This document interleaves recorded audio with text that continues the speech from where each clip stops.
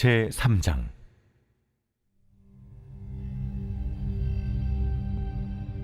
대제사장 여호수아는 여호와의 천사 앞에 섰고 사탄은 그의 오른쪽에 서서 그를 대적하는 것을 여호와께서 내게 보이시니라. 여호와께서 사탄에게 이르시되, 사탄아, 여호와께서 너를 책망하노라. 예루살렘을 택한 여호와께서 너를 책망하노라. 이는 불에서 꺼낸 그슬린 나무가 아니냐. 하실 때 여호수아가 더러운 옷을 입고 천사 앞에 서 있는지라. 여호와께서 자기 앞에 선 자들에게 명령하사 그 더러운 옷을 벗기라 하시고 또 여호수아에게 이르시되, 내가 네 죄악을 제거하여 버렸으니 내게 아름다운 옷을 입히리라 하시기로 내가 말하되, 정결한 관을 그의 머리에 씌우소서 하매 곧 정결한 관을 그 머리에 씌우며 옷을 입히고 여호와의 천사는 곁에 섰더라.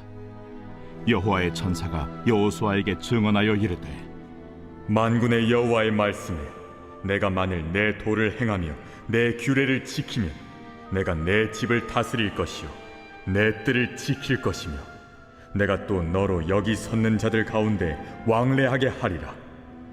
대제사장 여호수아야, 너와 내 앞에 앉은 내 동료들은 내 말을 들을 것이니라. 이들은 예표의 사람들이라. 내가 내 종 싹을 나게 하리라. 만군의 여호와가 말하노라.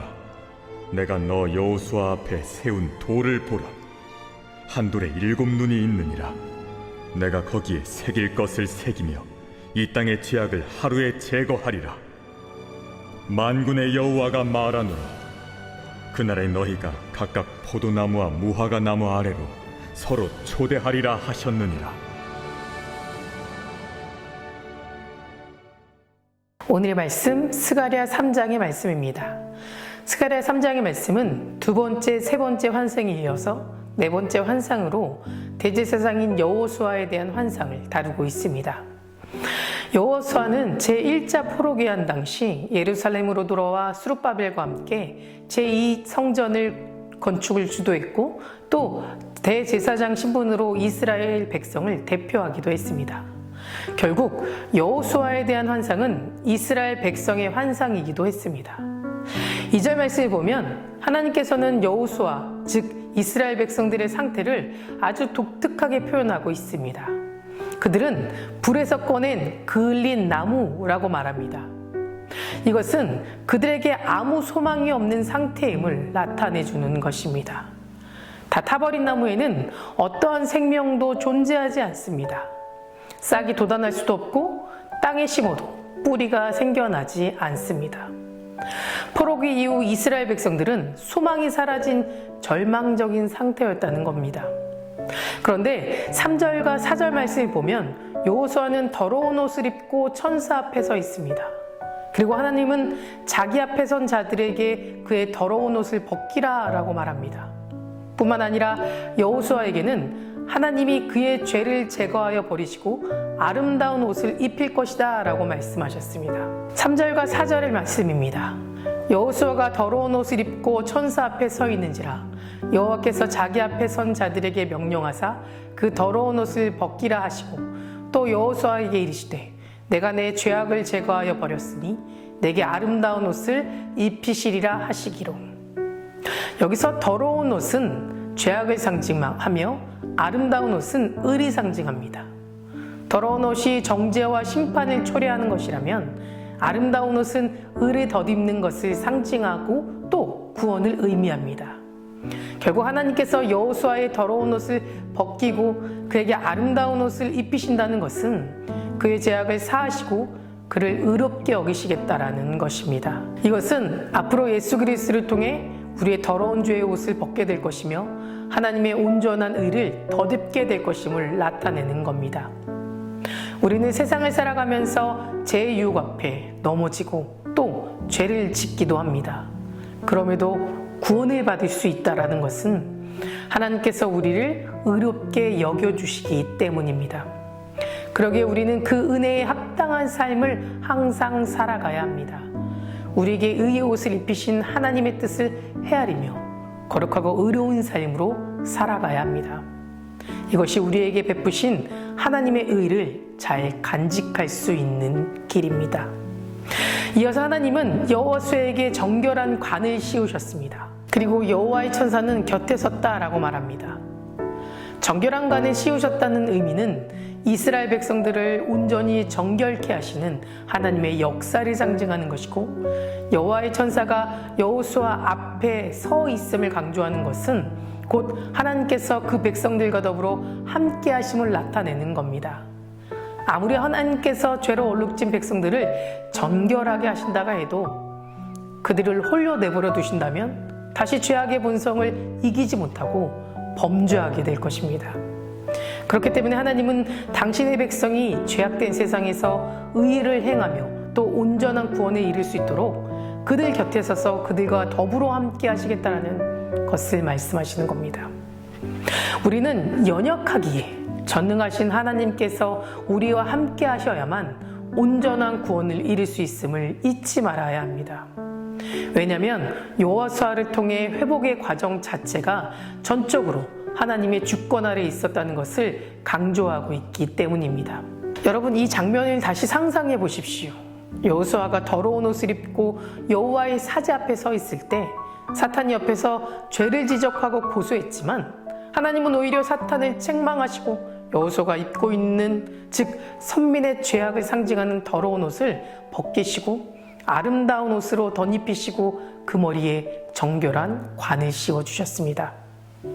마귀들은 우리의 죄와 허물로 좌절하게 만들기 위해 나약함에, 연약함에 집중하게 하지만 하나님은 오히려 그 마귀들을 혼내주고 계시는 겁니다.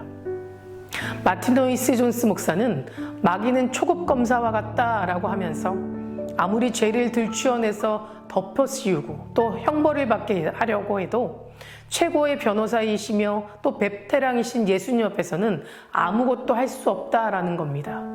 그리고 재판장이신 하나님께서 의롭다 선언해 주시면 그것을 바꿀 자가 아무도 없다라는 겁니다.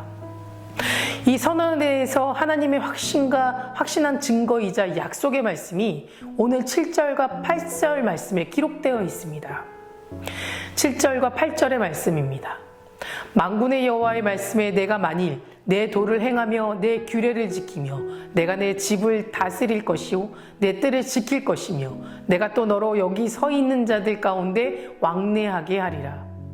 대제사장 여호수아야, 너와 내 앞에 앉은 내 동료들은 내 말을 들을 것이니라.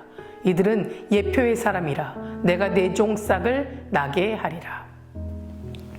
특별히 우리는 8절 말씀을 기억해야만 합니다. 이 모든 일은 내 종싹, 즉 예수님을 통해 이루어 주신다는 말씀입니다. 그런데 하나님은 여호수아에게 이러한 축복의 약속을 하시면서 한 가지의 제약을 조건으로 내세우셨습니다. 그것은 하나님의 도를 행하고 규례를 지켜야만 한다는 겁니다. 여기서 도는 하나님의 계명을 가리키고 규례는 제사장 직무와 관련된 법과 제도를 말합니다. 곧 모든 하나님의 말씀을 뜻합니다. 즉 하나님은 여호수아가 당신의 말씀에 순종할 때 이 세 가지의 축복을 베풀어 주신다고 약속하시는 겁니다. 결국 하나님의 축복을 누릴 수 있는 것은 말씀에 대한 순종이 전제한다라는 뜻입니다. 하나님은 우리를 위해 많은 축복을 준비하고 계십니다. 그리고 우리가 순종하기만 하면 하나님은 그것을 지속적으로 부어주신다는 겁니다. 그러니 우리가 하나님의 축복을 받기 위해서는 하나님 말씀에 순종하고 하나님이 맡으신 사명을 잘 감당해야만 한다는 겁니다.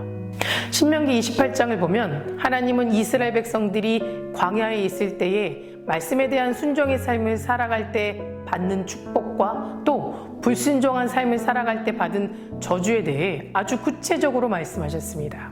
그런데 이스라엘 백성들은 가나안에 들어가서 말씀에 대한 순종을 아주 가벼운 일로 생각하고 하나님의 뜻은 뒷전으로 두고 자신의 욕심을 채우기에 바빴습니다. 그리고 온갖 죄를 저질러 버렸습니다. 결국 그들은 하나님의 심판을 받고 말았습니다. 안타깝게도 그때 그들이 하나님의 말씀에 순종만 하였더라면 가나안에서 하나님이 약속하신 모든 축복을 받고 누렸을 겁니다. 지금도 우리는 하나님께 축복 축복받기를 원합니다. 그 누구도 축복받기를 원하지 않는 사람은 없을 겁니다. 그러면서 우리는 하나님의 말씀을 밥 먹듯이 거역하며 살아갑니다. 자신은 하나님의 말씀에 순종하지 않으면서 하나님께서는 왜 축복하지 않으시냐고 불평하고 또 심지어 하나님이 계시지 않는다라고 의심하기 시작합니다. 이런 불평과 의심 전에 우리가 먼저 생각해야 할 것은 하나님의 축복을 누리기를 원한다면 우리는 항상 하나님의 말씀에 순종하는 삶을 살아야 한다는 것입니다. 사랑하는 성도 여러분, 사람들은 삶의 현실적인 문제가 찾아오게 되면 괴로워하고 절망하고 낙심합니다. 이러한 상황을 극적으로 뒤집힐 수 있는 역사, 또 철저하게 변화시킬 수 있는 역사는 오직 하나님께서 우리의 더러운 옷을 벗기고 아름다운 옷을 입히셨을 때 가능합니다. 우리가 직면하는 현실 속에서 겪는 다양하고 아주 처절한 삶의 문제들은 모두 그리스도가 입히신 의로운 옷, 아름다운 옷으로 입을 때 비로소 해결되는 겁니다.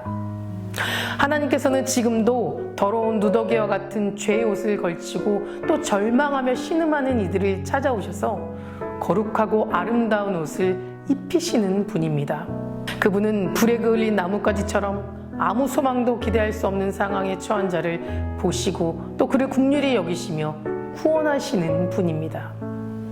이 하나님을 소망하고 기대하며 믿고 의지하는 사람들은 결국 하나님으로 인해 모든 문제와 어려움을 극복하고 죄 대신 화관을, 슬픔 대신 희락을, 근신 대신 찬송의 옷을 입히시는 하나님을 찬양하게 될 줄 믿습니다.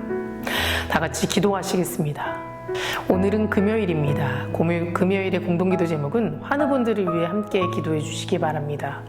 암으로 치유받고 있는 박재순 권사님, 유은영 권사님, 김시아 권사님, 김정수 집사님, 오유미 성도, 박서연 청년, 유경민 청년 치유해달라고 기도해 주시고, 투석 중인 성도님들, 또 사고로 입원 중인 성도님들, 또 각종 질병과 불면증, 우울증, 공황장애 등 마음의 병까지 함께 치유해달라고 기도해 주시기 바랍니다. 사랑과 내가 충만하신 하나님, 오늘 하루도 나의 모든 것 주님께 맡기며 나아갑니다. 우리의 환경에 따라 하나님을 믿는 것이 아니라 그 환경을 뛰어넘어 일하시는 하나님을 바라보는 믿음으로 살아가게 인도하여 주시옵소서. 제 가운데 얽매여 절망하고 신음하며 사는 인생 되지 않게 하시고 오로지 하나님이 주시는 거룩한 옷을 입고 소망 가운데 살아가는 삶이 되게 하여 주시옵소서. 특별히 오늘은 환우분들을 위해 기도합니다.